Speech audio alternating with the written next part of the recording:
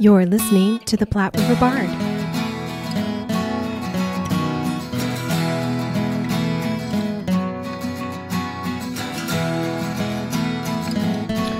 right. Hello, and welcome to the Platte River Bard. This is Chris Berger. And I'm Sherry Berger. And today we are here with Jon Flower, who is the director of Death by Design over at the Bellevue Little Theater. Welcome, Jon, to our little podcast here.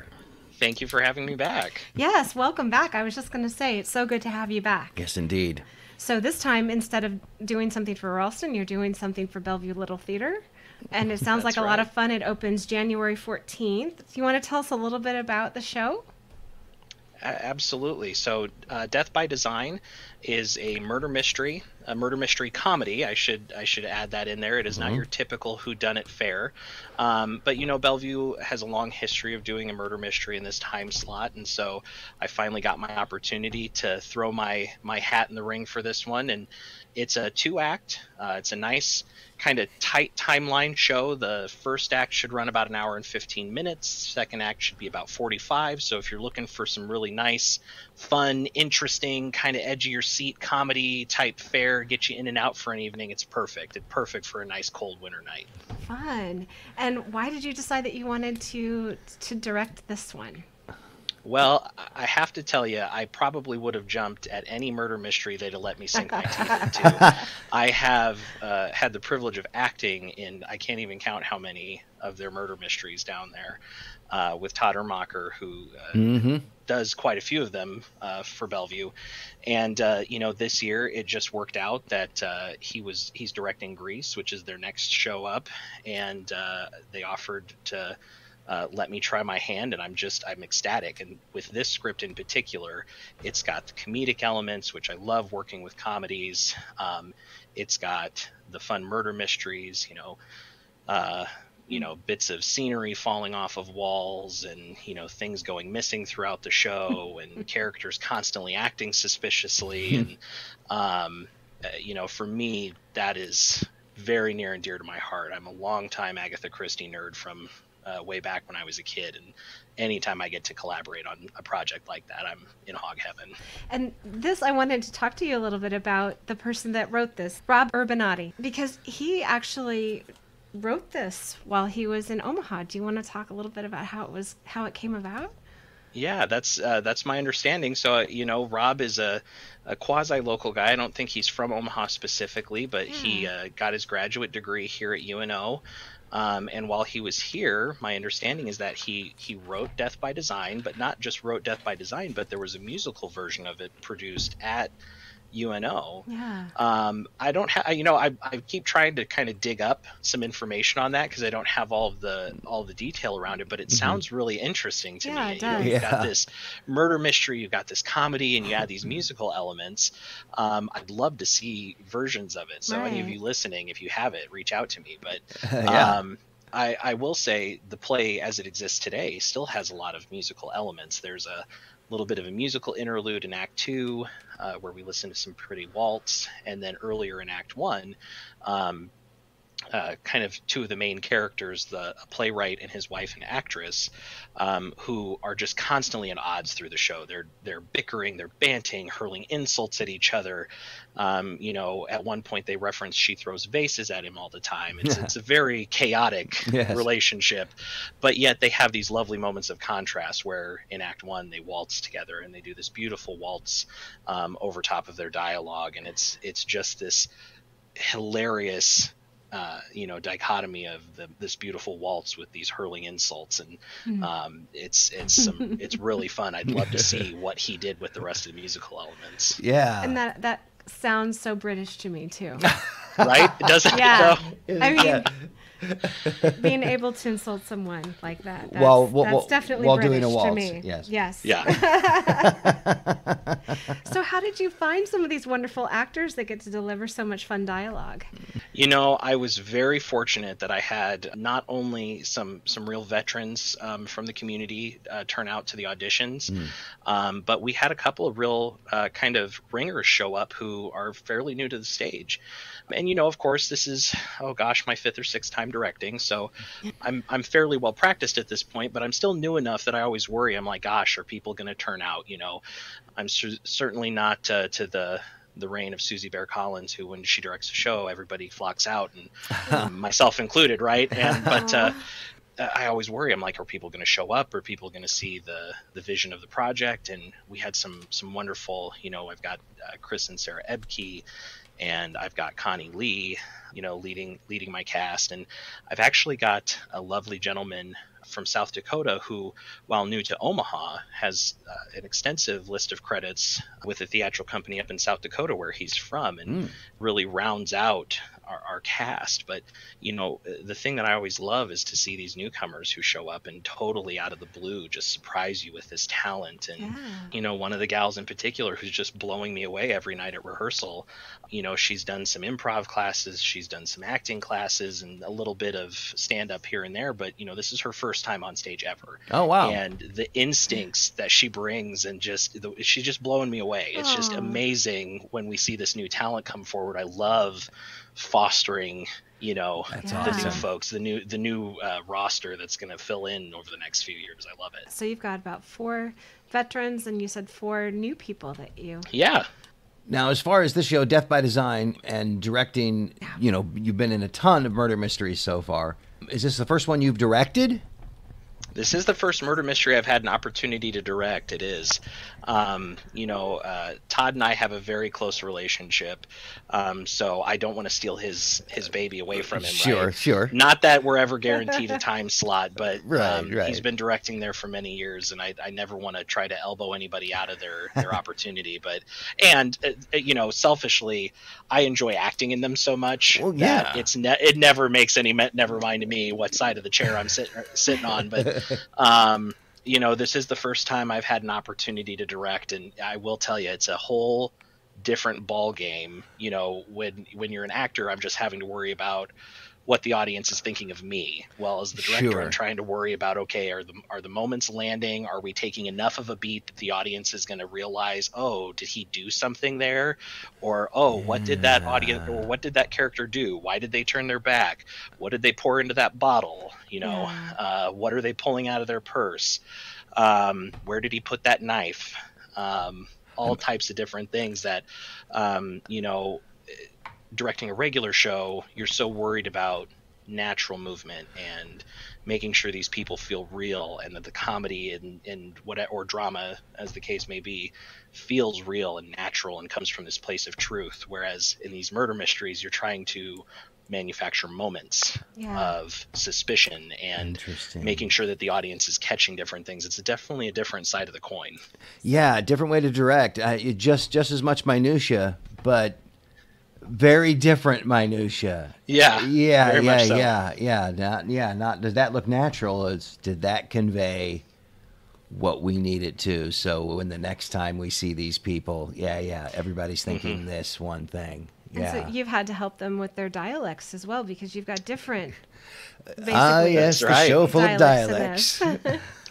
I mean, as always, you know, so many of these are British in nature, because the Brits love their murder mysteries, and so many of them are written in an English countryside, and that happens to be where this one is set also. And I've got a couple folks of working class in a Cockney dialect, and I got a couple upper class in a, you know, more standard British, kind of like a Downton Abbey type dialect, and I've got a gal doing Irish, and kind of all over the spectrum. But you know, it's so interesting, you know, to work with them, because dialects are hard in their own right, especially if you don't have a lot of experience doing them. And, I joke with all my directors that for some reason I seem to do a dialect in almost every show I'm in, and so I've got a lot of experience doing dialects myself, but coaching somebody else through, you know, where does this sit in your mouth, and how do you form the vowel shape? And once we get through all of the minutia of this is the vowel shape, and this is the replacement, and this is the cadence and the musicality the dialect. Now I need you to sound like a real person and not somebody who's trying to affect their voice. And, Right.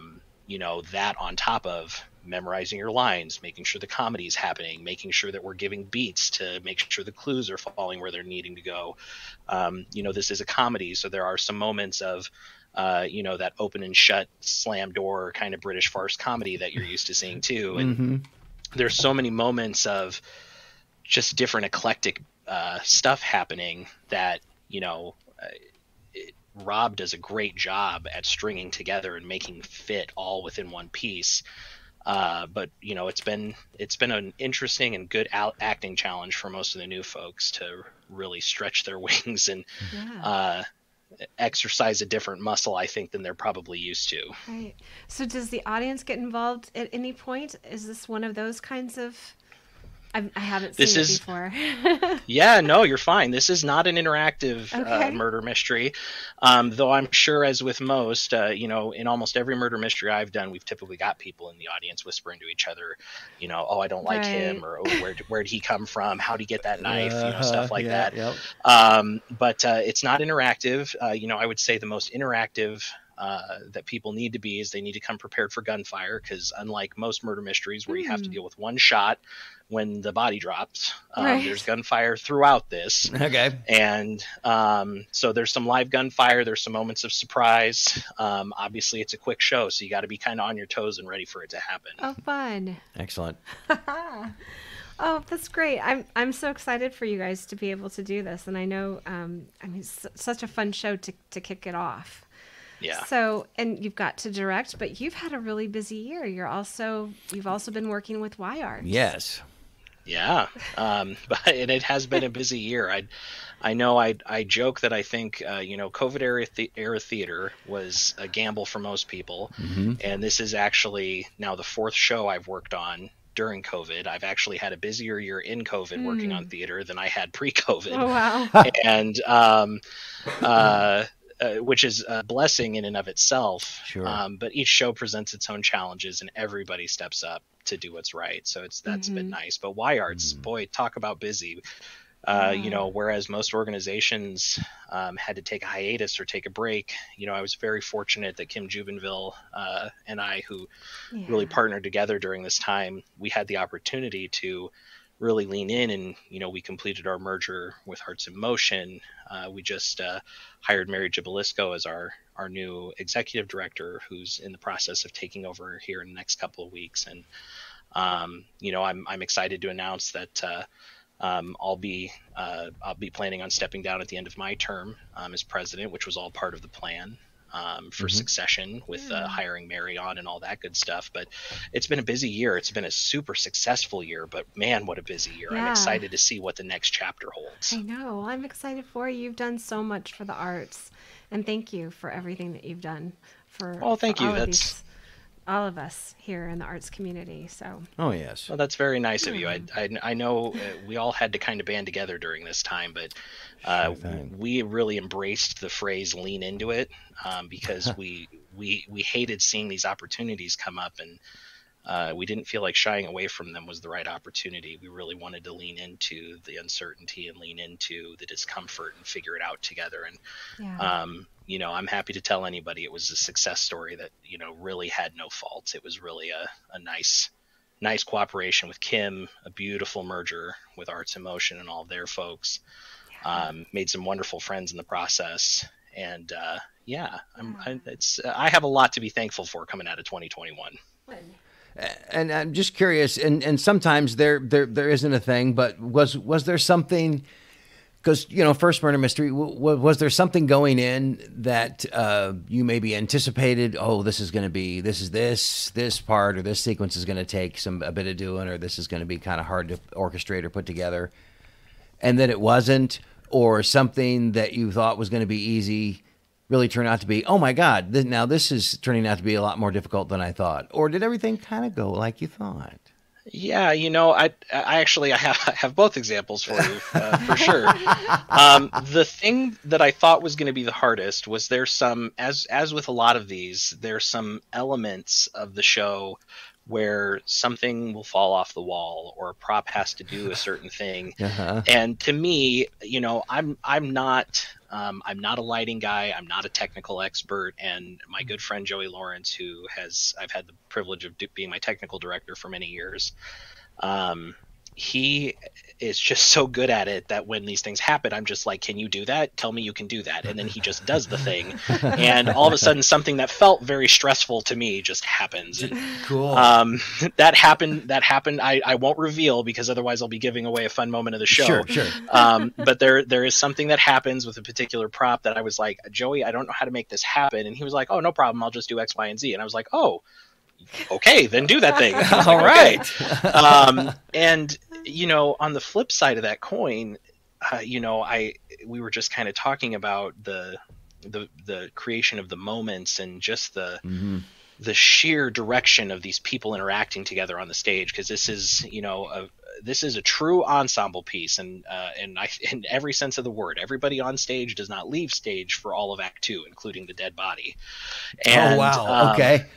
And so, you know, I not only had to figure out a way to manipulate an individual who can't stay in a specific spot for the entirety of the show. Normally you can kind of sneak him off at intermission or whatever. He's on there for the duration, and that'll become apparent why when you come and see it. And the same thing with the rest of the cast. And you know, I've done several ensemble pieces with Cheaper by the Dozen, which included children, and then Temporary Insanity, which was a cast of 10 people coming in and out. And what I think I underestimated was the challenge of balancing the comedic forces, the murder mystery moments and clues and beats that needed to happen, along with just the overall kind of mixing of all of those elements, kind of like, you know, because we've got some musical elements happening, we've got some, you know, farce elements, some murder mystery elements, and just some basic, you know, normal comedy moments. And the mixture of those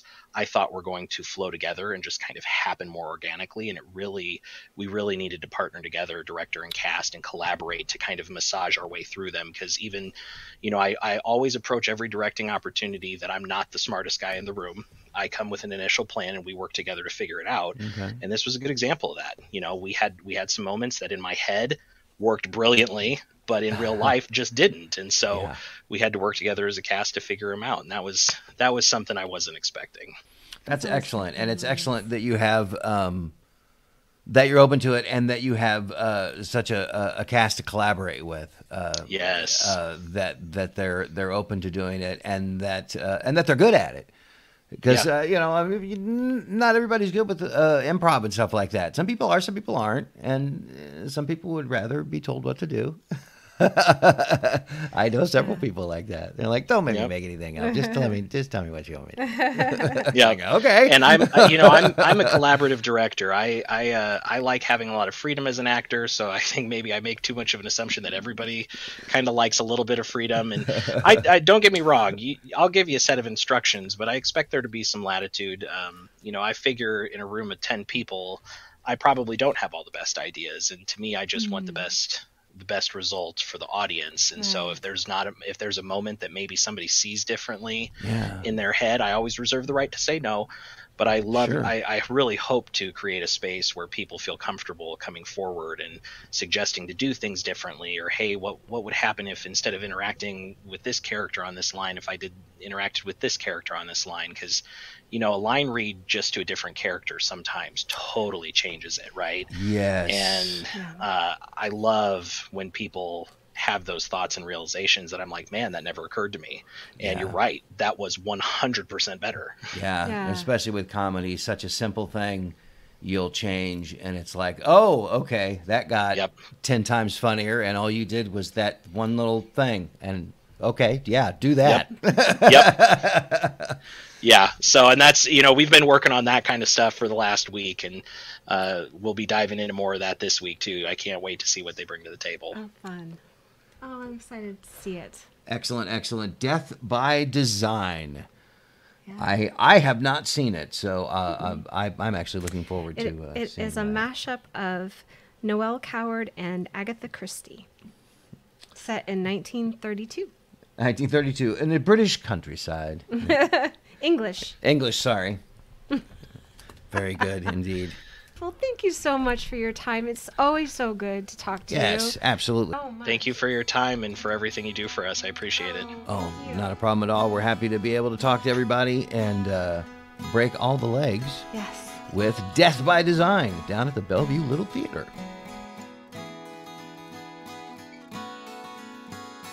Thank you for listening and supporting the arts in the Platte River area and beyond. Please subscribe to our podcast so you are sure to catch all of our future episodes and join us on social media. We are on Facebook, Instagram, and Twitter. Music for this podcast was used with permission by Screaming Skull Productions. See you next time on the Platte River Bard.